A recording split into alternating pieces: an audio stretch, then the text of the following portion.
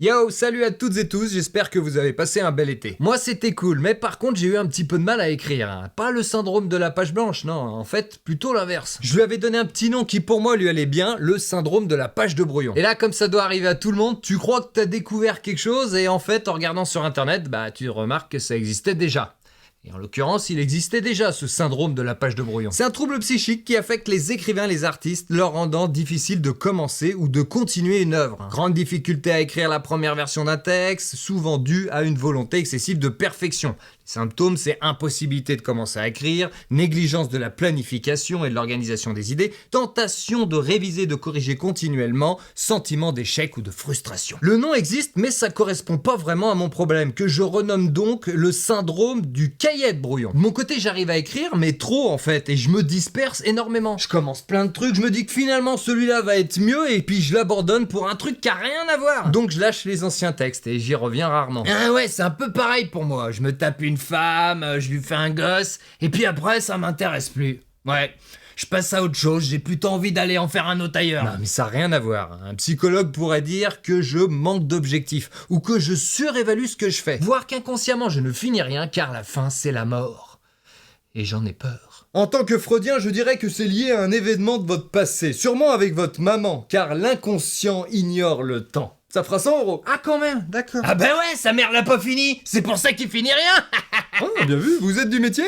Ouais, bon, de mon côté, en mode introspection, je me suis rendu compte que je faisais pas tout à fait ce que je voulais comme vidéo. Mais plutôt ce qui me semblait le plus utile, mais inconsciemment. Ce dont l'auditoire semblait avoir le plus besoin. Mais selon mes critères, hein, donc c'est peut-être pas ça. Je suis un peu largué là. Je fais des vidéos plus humoristiques quand j'ai l'impression que vous avez besoin de rire. Ouais, genre Minute Papillon par exemple. Je combats en quelque sorte l'endoctrinement quand il me semble trop présent. Genre Paradoxa. J'avais fait des vidéos pragmatiques lors des attentats pour aider à canaliser la vague émotionnelle. Ça m'arrive souvent à me dire que la merde politique et la propagande sont à décortiquer, et c'est encore plus le cas depuis Macron. Mot contre trip, c'était parce que l'idée du vocabulaire comme nerf de réflexion était super présent à mon esprit. Des vidéos travaux où finalement je montre que vivre simplement et apprendre à faire les choses soi-même, c'est important. Même mon livre finalement, je l'ai écrit comme ça parce que j'avais envie que certaines personnes se plongent dans un premier livre pour ensuite en ouvrir d'autres. Alors c'est peut-être présomptueux. Exact, c'est présomptueux, hein, c'est vrai. Ah oui, tout à fait. Donc c'est présomptueux, mais c'est surtout pour dire que même si je pensais être libre sur le côté éditorial, en fait je le suis pas vraiment. Et là aujourd'hui, c'est de pire en pire, j'ai tellement l'impression qu'on a besoin de plein de trucs vu la merde que c'est, rire, comprendre, apprendre, se détacher, qu'en fait je vois pas comment ne pas me disperser. Alors si je peux te donner un petit conseil, tu te fixes une cible, tu la travailles jusqu'au bout. Ok, attends mais je vais noter. Et quand c'est le moment de passer à une autre cible, tu changes. Et comment on sait quand c'est le moment de changer? Il y a des signes, perte de libido, prise de poids à cause de la grossesse, là tu te casses. Non mais ça rien... Pour m'enfoncer encore plus loin dans les méandres de mon auto-psychanalyse... Ah non, ça peut pas marcher. Hein? De quoi? Quand il n'y a pas l'acte de payer pour être aidé et psychanalysé, ça marche pas. Hein. On peut pas travailler gratuitement. Ces besoins, rire, comprendre, apprendre, que par facilité je transfère comme étant les vôtres, je me dis en fait que c'est peut-être les miens.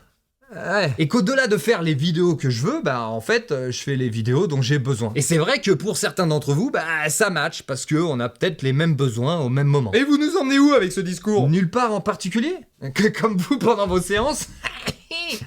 Que votre maman était méchante quand vous étiez petit, c'est ça? Non, en fait j'avais peut-être besoin de recommencer par là avant de démarrer une nouvelle saison. Vous dire que je vais encore me disperser, du Minute Papillon, du Paradoxa et surtout des nouveaux formats. Je vais faire ce qui me fait plaisir, mais pour une fois, si vous voulez m'aiguiller sur vos envies, sur vos besoins, j'en prendrai acte. Du rire, des formats plus intellectuels ou plus pragmatiques, la transmission de savoir peut-être, la transmission de volonté, la transmission d'idées. Bref, donc n'hésitez pas à taper sur vos claviers. Tapez. Et quand sortiront ces nouveaux formats, n'hésitez pas non plus à me dire si ça va dans le bon sens, de votre point de vue.